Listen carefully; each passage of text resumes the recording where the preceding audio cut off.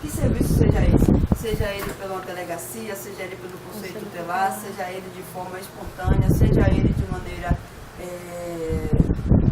Então, são diversas entradas que tem. Por exemplo, o SEDEC existe há 25 anos, então nós trabalhamos com outros serviços que estão junto com a gente, conosco, que nós chamamos de quê? Um trabalho em rede, né? Esse trabalho em rede é o que favorece para que esses casos sejam encaminhados para a instituição. Chegando aqui, né, o acompanhamento do serviço social, muitas vezes o psicólogo atende conosco, quando é uma situação de violência sexual, a gente não permite que essa criança ou que esse adolescente, no caso o adolescente, que a criança geralmente fica logo com o psicólogo, que a gente já não tem aquela expertise para estar lidando com a criança especificamente. Primeiro atendimento é para psicólogo? Não, entende. Um caso chega aqui, junto com a mãe, com o pai, o responsável, um vizinho que trouxe essa criança aqui para o serviço, certo? O assistente social atende essa criança, ou essa família, né, junto com essa criança. A gente, naquele momento, a gente vai desvencilhando qual foi a situação, o problema que trouxe. Nesse momento também o psicólogo está atendendo junto conosco. A gente tomou essa necessidade também de fazer isso, porque para que não houvesse uma revitimização. O que é essa revitimização? Ou seja, para aquela criança várias vezes. Então ela já chegou na delegacia, muitas vezes ela chegou no conselho tutelar, já chegou no CRAS, já chegou no CRES, já chegou. Quando chega aqui, ela vai chegar e vai relatar tudo novamente. Então a gente faz esse trabalho.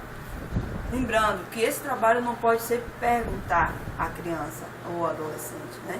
Ela tem que ir por conta própria. Então tem uns técnicas que vão aprendendo nesse sentido. Por isso que não é qualquer profissional que pode atender qualquer tipo de caso. Porque ao invés de ajudar, você vai estar implicando mais ainda no desenvolvimento, no decorrer do tempo dessa criança, desse adolescente. A família você pode ser mais diretiva, certo? Então é nesse sentido que acontece o atendimento. Posteriormente, né, a gente observa que essa família continua sendo acompanhada pelo serviço social, né, o adolescente ou a criança acompanhada pelo psicólogo. Nesse procedimento, a criança e o adolescente tem muito contato com a família, porque a criança e o adolescente naquele momento elas precisam ter uma aproximação maior com o psicólogo, né? E ele precisa também ter confiança nele, principalmente quando é criança. Como eu disse, às vezes a criança não consegue relatar quem fez aquilo com ela. Existem situações que a criança não consegue relatar as coisas que ela está vivenciando e que às vezes para um profissional ela consiga. Então o nosso próprio trabalho também contribui com isso. Enquanto isso, em contrapartida, o serviço social está ali, junto com essa mãe, trazendo algumas, que se for observado no acompanhamento psicológico, algumas situações que está extremamente ligado ao psicólogo, a gente também contribui para que... Você tá aí, Lu? Depois a gente se fala. Boa tarde. E eu pedi tirar foto do Soledade, graças a Deus. Então a gente contribui também para oferecer nesse sentido. Aqui é a nossa comunicóloga, jornalista, comunicóloga, apresentadora. Que é do tripé da interdisciplinaridade, né? Que é assistente social, psicólogo, jurídico e comunicação. E isso, eu vou passar um pouquinho também do trabalho dela, para vocês entenderem mais ou menos como é que funciona isso. Então, como eu estava colocando, então assim, não há como a gente pensar nesse trabalho sem esse trabalho multidisciplinar. Então, o serviço social, psicólogo, advogado, né, e tantos outros para poder lidar com essa situação. Então, essa criança continua junto com o serviço aqui, a família continua sendo acompanhada pelo serviço social e as crianças e adolescentes pelo psicólogo. Entendeu? Mais ou menos? Agora, chega aqui um fator. Essas crianças, ou parte dela, elas já vêm aqui encaminhadas sabendo que ela tem um estatuto do ECA, dando apoio, a família sabe disso em relação a isso. Tem noção, elas vêm totalmente alienadas, é uma unidade ao qual dá suporte aos adolescentes e vamos nessa. Você acha que a família tem uma noção que o adolescente tem seus direitos, que deve ter seus direitos, que o próprio adolescente, que agora os meus estão antenados, né?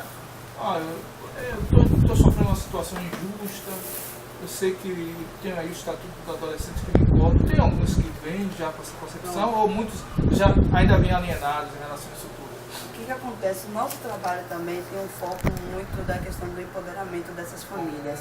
Então, nós trabalhamos também não simplesmente na linha do atendimento, é aí que eu te digo, né?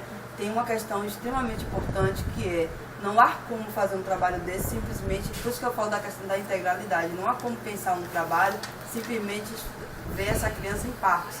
Então, ela tem que estar trabalhada de forma integral.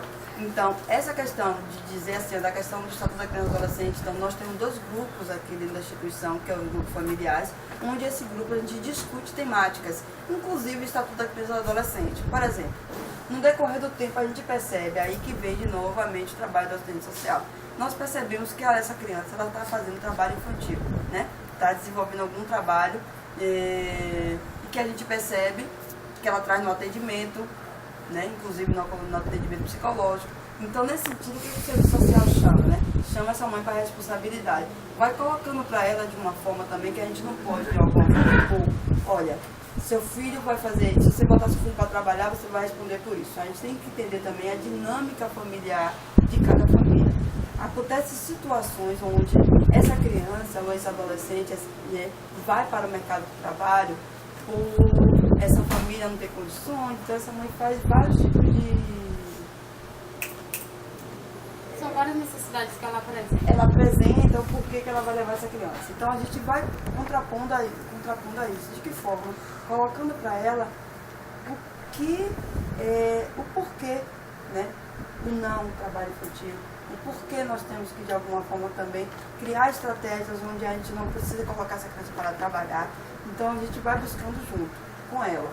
Então, por isso que nosso trabalho aqui é exatamente nesse foco também. Então, não há como a gente trabalhar simplesmente, fazer esse trabalho sem também a questão do empoderamento dessas famílias e desse atendimento. Esse acolhimento que vocês ofertam aqui, ele é contínuo ou é só enquanto a família está procurando, vocês continuam o processo de investigação, uma visita domiciliar?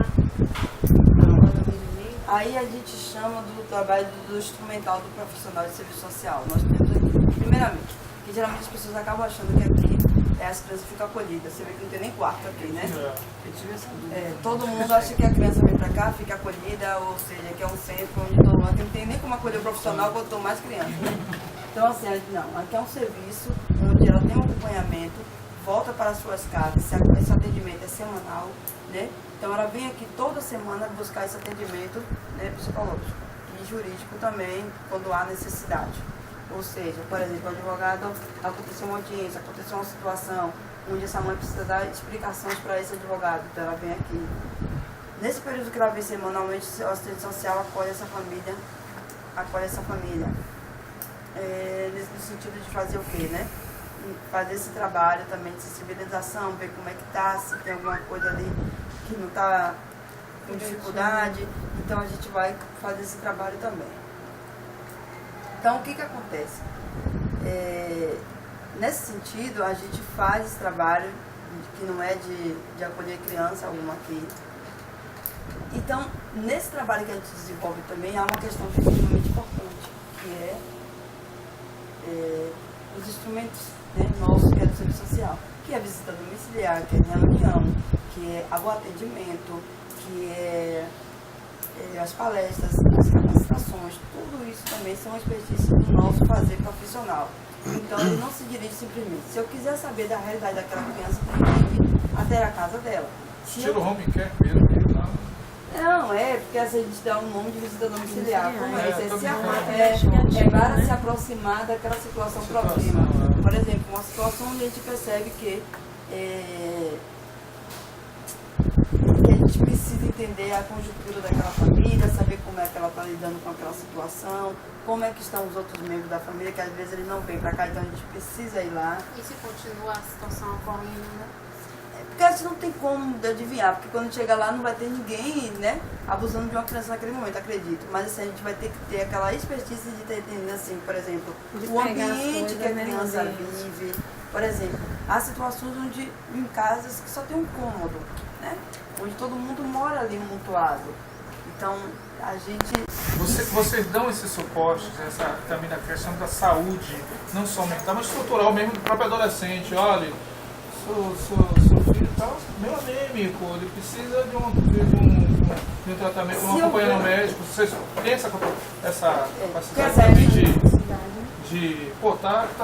tá desnutrido, né? Precisa de um suporte em relação a isso. Vocês fazem esse caminhamento, encaminham o jovem a uma unidade de saúde ou orienta para isso?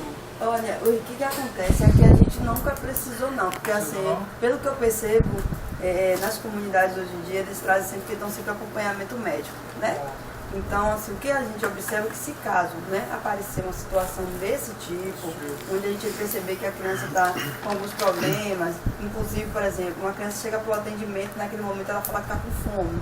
Então, a gente já vai sinalizar para aquela mãe que tem alguma coisa errada aí, né? Então, a gente vai... Porque às vezes, me desculpe, Sheila, não é não ter, é não saber dar, né? Não saber os alimentos certos. Geralmente são famílias, às vezes, com problemas ou desestruturadas, que não têm a educação até nutricional para dar à criança. E assim, aquela questão, né? Hoje em dia a gente sabe que é a questão financeira. A gente observa, mais que nutricional, porque o posto de saúde tem aquelas visitas, né, que já dá o complemento e tudo. Eu acho que isso não já é mais da nossa realidade, né? Agora, esse caso que está repercutindo na televisão sobre o menino que fugiu de casa com medo da mãe bater, né? Diz que ele ficou muito tempo perdido, né? Foi muita gente buscar e no sertão, né? E o menino ficou muitos dias sem beber água, sem se alimentar. No caso, caberia para aqui a intervenção, né? Para quem? Aqui o órgão, no caso do SEDECA, desse menino. Não, é isso que eu digo. Nós atendemos crianças vítimas de violência sexual e a gente... Sim, mas no caso, sei que esse menino fugiu e estava com medo porque ele estava com medo de apanhar, que ele relatou ao jornalista. Então, já havia tido algumas...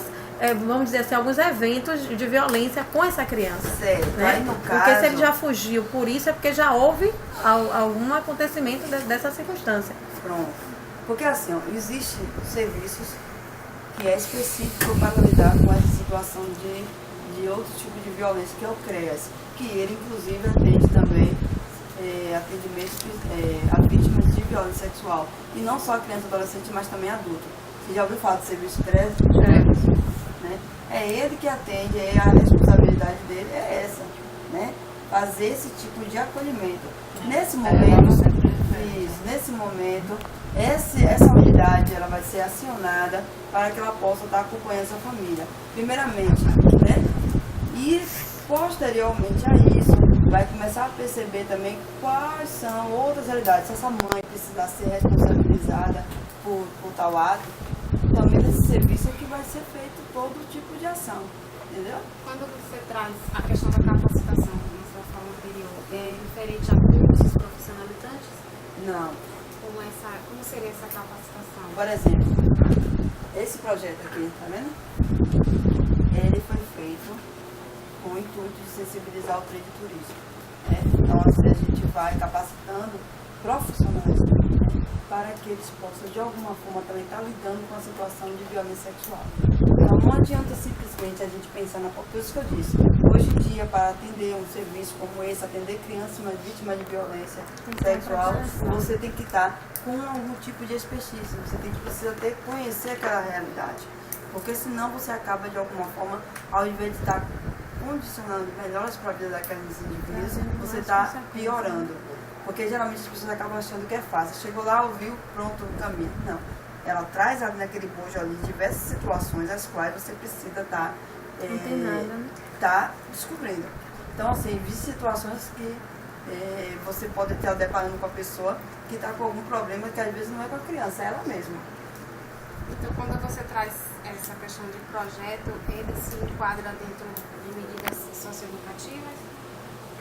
Medidas o quê? Socioeducativa, por exemplo, com esse agressor, né? Você falou, em algum momento você falou que faz a escuta tanto quanto a vítima, quanto a família e o agressor. E aí fazendo essa escuta, qual o procedimento? Depois tem que meditar isso aí? Tem, né? Pronto. Não vai ser divulgado, não é só não é isso não, é só para poder vocês... o que acontece? A gente está com duas temáticas aqui bem delicadas, né? Assim, eu estou percebendo que, assim, geralmente É por isso que eu digo, antes de vir para o serviço, a gente tem que começar a ler um pouquinho desse serviço, ler como é que ele funciona, como é o trabalho da gente, porque isso aí melhora muito para o trabalho de vocês, entendeu? Então, por quê? Assim, ó, a gente não trabalha com adolescente infrator, não trabalha... Não é dentro de... A pergunta não é essa. Assim, você falou que aqui é um projeto... Não, aí foi um trabalho... Uma cartilha socioeducativa.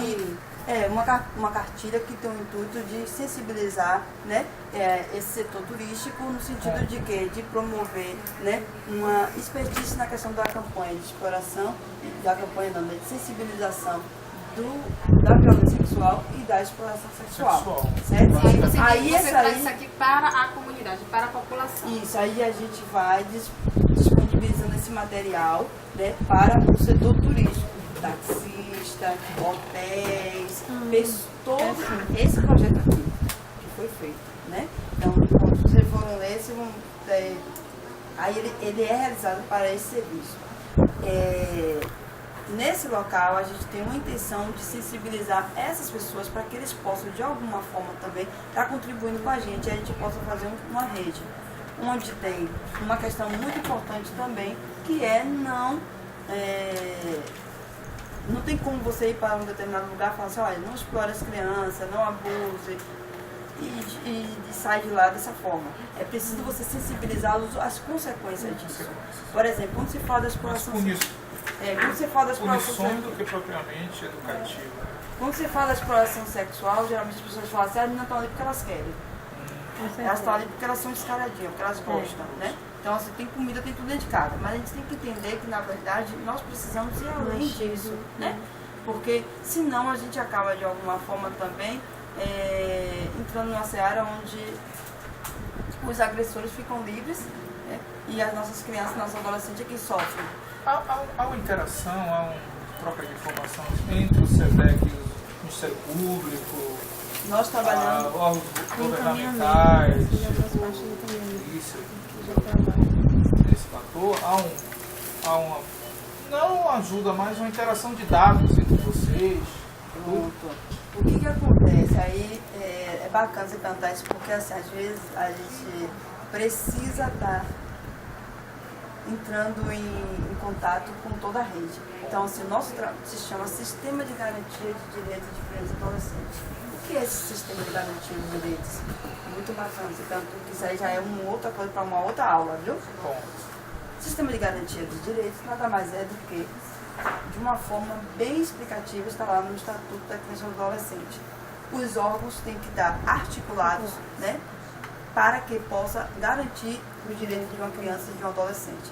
Então, por exemplo, acontece uma situação aqui no SEDEC, onde uma criança passou por uma situação, né, de violação de direitos, chega até a nossa instituição, então a gente encaminha esse caso para o Conselho Tutelar. Quando ele não vem já do Conselho Tutelar, o Conselho Tutelar, por sua vez, ele vai articular com o Ministério Público. O Ministério Público, né, vai demandar outras ações também, até mesmo para que essa criança seja, né, ofertada nos seus direitos.